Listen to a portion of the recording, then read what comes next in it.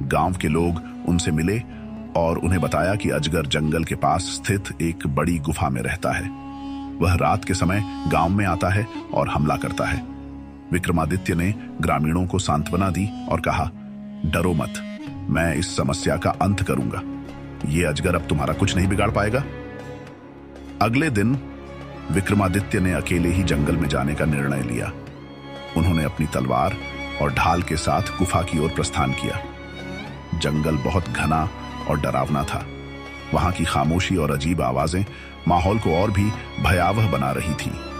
जैसे ही वह गुफा के पास पहुंचे, उन्होंने देखा कि वहां चारों ओर हड्डियां बिखरी हुई थीं। गुफा से एक डरावनी फुफकार की आवाज आ रही थी। यह स्पष्ट था कि अजगर अंदर ही है। जैसे ही राजा गुफा के अंदर गए, उन्होंने देखा कि एक विशाल अजगर उनकी ओर देख रहा है। अजगर की आंखें लाल रंग की थीं और उसकी फुफकार से पूरा गुफा हिल रहा था। अजगर ने राजा को देखते ही हमला करने की कोशिश की। उसने अपनी पूंछ से गुफा की जमीन पर जोरदार प्रहार किया। विक्रमादित्य ने तुरंत अपनी ढाल उठाई और अजगर के हमले को रोका। अजगर ने अपना विशाल मुंह खोला और विक्रमादित्य को निगलने की कोशिश की, लेकिन राजा ने अपनी तलवार से तेज वार किया, जिससे अजगर के शरीर पर गहरी चोट लगी। अजगर ने अपनी पूंछ से राजा पर हमला किया, लेकिन विक्रमादित्य ने तेजी से पीछे हटकर खुद को बचा लिया। उन्होंने अपनी तलवार से अजगर की पूंछ पर वार किया, जिससे वह घायल हो गया। अजगर ने जोर से फुफकार कर विक्रमादित्य पर झपट्टा मारा, लेकिन राजा ने अपनी तलवार से उसकी गर्दन पर प्रहार किया। यह वार इतना तेज था कि अजगर गुस्से और दर्द से तड़पने लगा।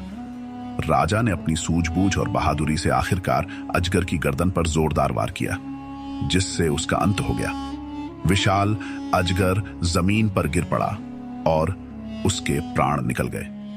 विक्रमादित्य ने अजगर को मारकर गांव वालों को उसकी गुफा तक बुलाया। जब गांव वालों ने देखा कि वह भयानक अजगर मर चुका है, तो उनकी खुशी का ठिकाना नहीं रहा। ग्रामीणों ने राजा विक्रमादित्य का धन्यवाद किया और उनका जयकारा लगाया। उन्होंने कहा, महाराज, आपने हमारी जान बचाई।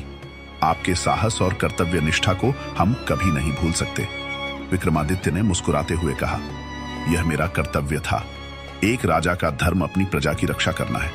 अब तुम सब निर्भय होकर अपने जीवन को आगे बढ़ाओ। यह कहानी राजा विक्रमादित्य की निडरता, साहस और कर्तव्य निष्ठा को दर्शाती है। यदि आपको कहानी पसंद आई हो तो चैनल को सब्सक्राइब करें दोस्तों। Thanks for watching.